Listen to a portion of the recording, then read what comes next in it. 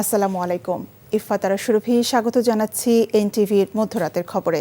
Crown cement শিরোনাম দেখছিলেন, এবার পুরো খবর।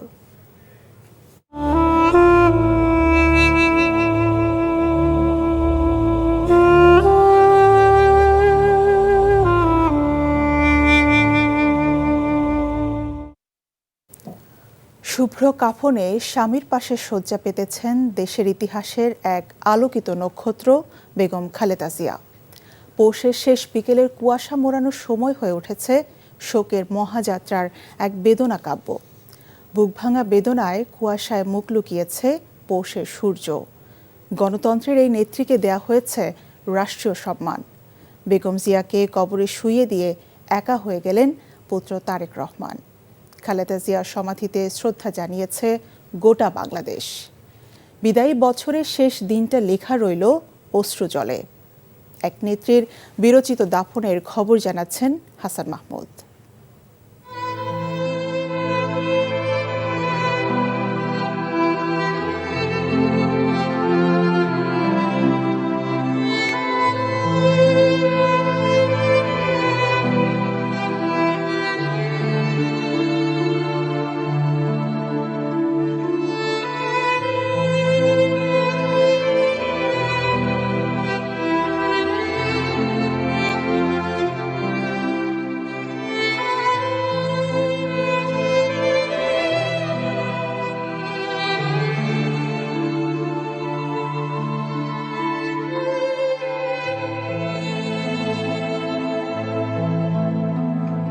শ্যামল বাংলার মায়ার মাটিতে তিনি শায়িত হলেন।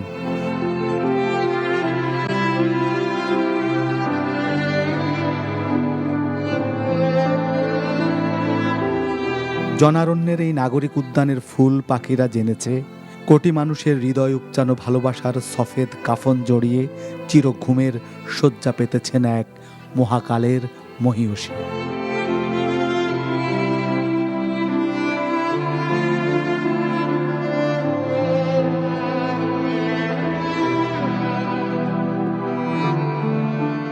মায়ের কবরে পুত্রের শেষ বিদায়ের মাটি। যে মা গণতন্ত্রের গয়নায় নিজেকে অনন্য করেছেন অনবদ্য আলোয়, বিদায় বেলায় সেই আলোকিত খালেদা জিয়ার জন্য কোটি হৃদয়ের বাতি জ্বলেছিল এক লহমায়।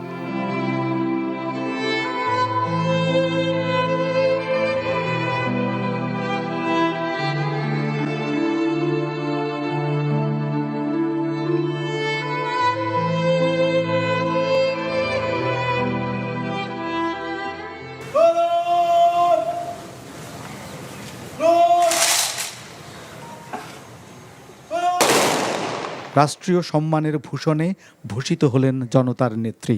আপোষহীনতার এক পাণ্ডুলিপির পরতে পরতে যিনি লিখে গেছেন গণতন্ত্রের মহাকাব্য, তাকে দেয়া হলো রাষ্ট্রীয় সালাম।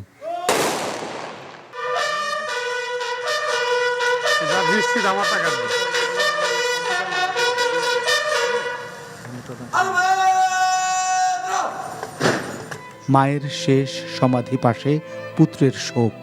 শোকের সারিতে আজ পাথর দাঁড়িয়ে দলীয় নেতাকর্মীরাও। প্রিয় মানুষকে হারিয়ে নীরব নিথর স্বজন পরিজন। ৫৬,০০০ বর্গমাইলের স্বাধীন ভূমি সাক্ষী হলো এক বিদায়ের মহাকাব্যে। অন্তিম যাত্রায় স্বামীর পাশেই হলো অর্ধাঙ্গিনীর সমাধি।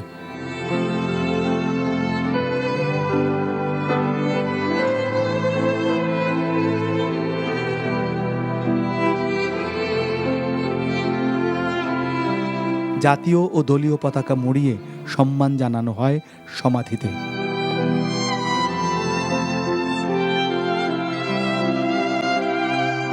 যেই সংসদে মানুষের পক্ষে কণ্ঠ উচ্চকিত করে গেছেন এক মানুষ কন্যা, সেই সংসদের চত্বর হলো অসীম শূন্যতার সাক্ষী আজ। যেন সংসদ সংলগ্ন উদ্যানে শায়িত হয়ে গণতন্ত্রকেই লালন করে যাবেন গণতন্ত্রের এই নক্ষত্র। ربنا تقبل منا إنك أنت السميع العليم وتب علينا إنك أنت التواب آمين آمين برحمتك يا أرحم الراحمين. Hasan Mahmud, NTV news, Dhaka. লাখ লাখ মানুষের শ্রদ্ধা ও ভালোবাসায় সিক্ত হয়ে শেষ বিদায় নিলেন বিএনপি চেয়ারপারসন ও সাবেক প্রধানমন্ত্রী দেশনেত্রী বেগম খালেদা জিয়া। পুরো রাজধানী যেন পরিণত হয় জানাজা স্থলে, যা ছিল দেশের ইতিহাসের সবচেয়ে বড় জানাজা। অংশ নেন প্রধান উপদেষ্টা সহ রাষ্ট্রের গুরুত্বপূর্ণ ব্যক্তিরা।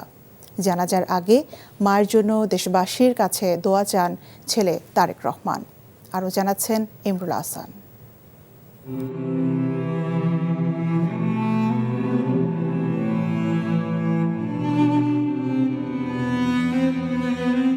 এক মহিষীর মহাপ্রস্থান।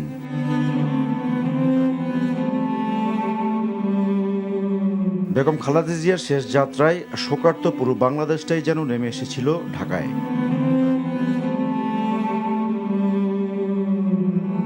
রাজনীতির নক্ষত্র বেগম খালেদা জিয়া বিদায় নিয়েছেন দূর আকাশে, কিন্তু তিনি বেঁচে থাকবেন মানুষের বিশালতার মধ্যে।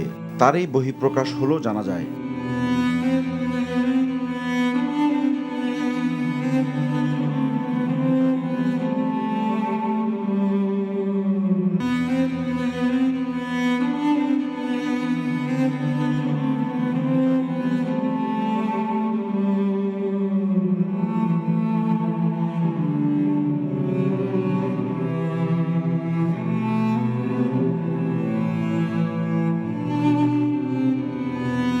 শোকের আবহে অগণিত মানুষের শ্রদ্ধা ও ভালোবাসায় সিক্ত হয়ে অনন্তের পথে যাত্রা করলেন প্রিয় দেশনেত্রী।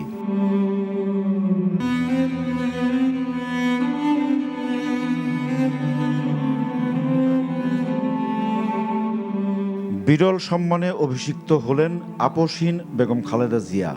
পুরো রাজধানী যেন পরিণত হয় জানাজা স্থলে।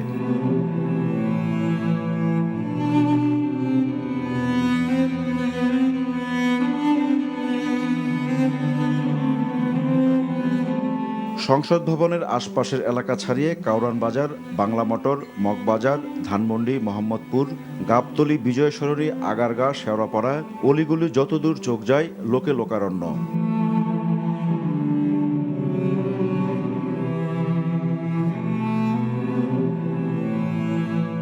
দেশের ইতিহাসে সর্ববৃহৎ জানাজায় পরিণত হয় বিএনপি চেয়ারপারসনের জানাজা।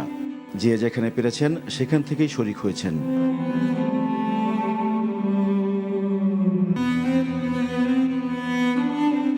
সব মত পথের মানুষকে এক ছাতার নিচে এনেছিলেন যে নেত্রী।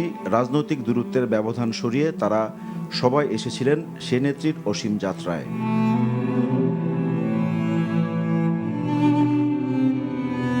মায়ের কুফিন সামনে রেখে সংক্ষিপ্ত বক্তব্য রাখেন ছেলে তারেক রহমান। দোয়া চান সবার কাছে। আমি মরহুমা বেগম খালেদা জিয়ার বড় সন্তান তারেক রহমান। আমি আজকে এখানে উপস্থিত সকল ভাইয়েরা এবং বোনেরা যারা উপস্থিত আছেন, মরহুমা বেগম খালেদা জিয়া জীবিত থাকাকালীন অবস্থায় যদি আপনাদের কারো কাছ থেকে কোনো ঋণ নিয়ে থাকেন, দয়া করে আমার সাথে যোগাযোগ করবেন। আমি সেটি পরিশোধের ব্যবস্থা করব ইনশাআল্লাহ। একই সাথে উনি জীবিত থাকাকালীন অবস্থায় ওনার কোনো ব্যবহারে, ওনার কোনো কথায় যদি কেউ আঘাত পেয়ে থাকেন, তাহলে মরহুমার পক্ষ থেকে আমি আপনাদের কাছে ক্ষমা প্রার্থী। দোয়া করবেন আল্লাহ তাআলা যাতে ওনাকে বেহেশত দান করেন। আল্লাহু আকবার।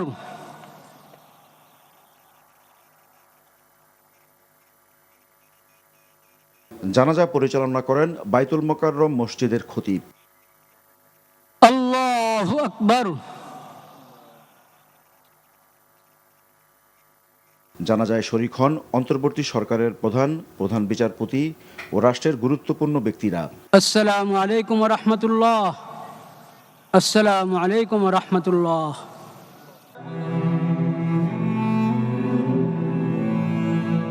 অসীম সাহসে ৪৪ বছর গণতন্ত্র ও মানুষকে আগলে রেখেছিলেন বেগম খালেদা জিয়া। অন্তিম যাত্রায় সেই মানুষের মমতা আর ভালোবাসায় সিক্ত হলেন প্রিয় নেত্রী। জীবনের পুরোটা সময় মানুষের সেবায় নিয়োজিত করেছিলেন বেগম খালেদা জিয়া।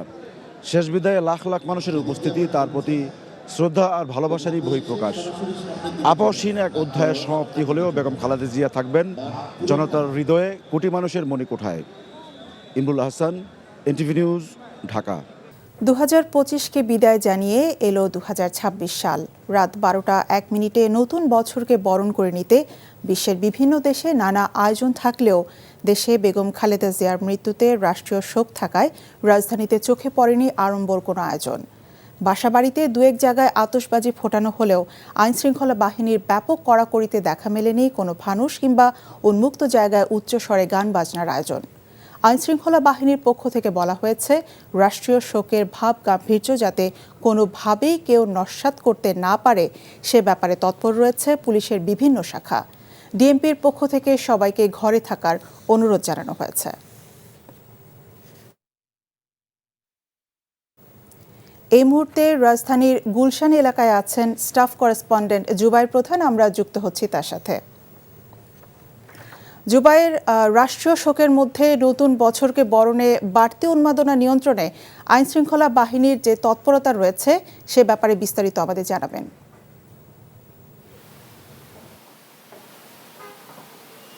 সুরভি, আইন শৃঙ্খলা রক্ষাকারী বাহিনীর সদস্য যারা রয়েছেন, আমরা দেখেছি যে গুলশান 2 যে অভিজাত এলাকায় আমরা রয়েছি, এখানে এর আশেপাশে সহ আমরা এই গুলশান এলাকায় যখন প্রবেশ করি সেখানেও আমরা দেখেছি ব্যারিকেড বলই কিন্তু স্থাপন করা হয়েছে। এখানে পুলিশের সদস্য যেমন দেখেছি, একই সাথে সেনা সদস্য যারা রয়েছেন, সেনাবাহিনীর সদস্য, তাদের উপস্থিতিও কিন্তু রয়েছে। তবে ঘড়ির কাঁটা যখন 12টা বাজে ঠিক সেই সময়টাতে আমরা দেখেছি এরপর পরই এখানে কিন্তু আতশবাজি, পটকা ফোটানো সহ ফানুস আমরা দেখতে পাইনি। তবে আমরা কিন্তু শব্দ শুনেছি অনেকটাই, যে আতশবাজি ফোটানোর যে শব্দ সেটি আমরা পেয়েছি। এর পরপরই আসলে এখানে আমরা দেখেছি যে বিগত যে সময়গুলো রয়েছে, বিগত যে বছরগুলো রয়েছে, সেখানে যেই পরিমাণ আতশ ফোটানো হতো, ফানুস উড়ানো হতো এবং নানা ধরনের অনাকাঙ্ক্ষিত অপ্রীতিকর যে ঘটনাগুলো রয়েছে সেগুলো যেমন হতো, এই বছরে আমরা দেখেছি যে বেশ কিছু জায়গায়, অর্থাৎ বিচ্ছিন্ন কিছু জায়গায় এই আতশবাজি ফোটানো বা পটকা ফোটানোর যে বিষয়টি সেটি আমরা দেখেছি। এখানে বিগত বছরের তুলনায় আমরা যদি তুলনা করি, এই বছর আসলে অনেকটাই কম, মানুষজন সংযত রয়েছে। রাষ্ট্রীয় যে শোক রয়েছে, বেগম খালেদা জিয়া মঙ্গলবার তিনি মৃত্যুবরণ করেছেন, গতকালকে সাধারণ ছুটি ঘোষণা করা হয়েছিল, অর্থাৎ 3 দিনের যে রাষ্ট্রীয় শোক। এবং এর আগেই ডিএমপির পক্ষ থেকে তারা যেমনটা বলছিলেন যে সব ধরনের অনাকাঙ্ক্ষিত অপ্রীতিকর ঘটনা এড়ানোর জন্য তাদের যে উপস্থিতি সেটি কিন্তু রাজধানীর বেশ কিছু এলাকায়, সব এলাকায় তাদের টহল টিম যেমন রয়েছে, তারা কিন্তু সতর্ক অবস্থানে রয়েছেন।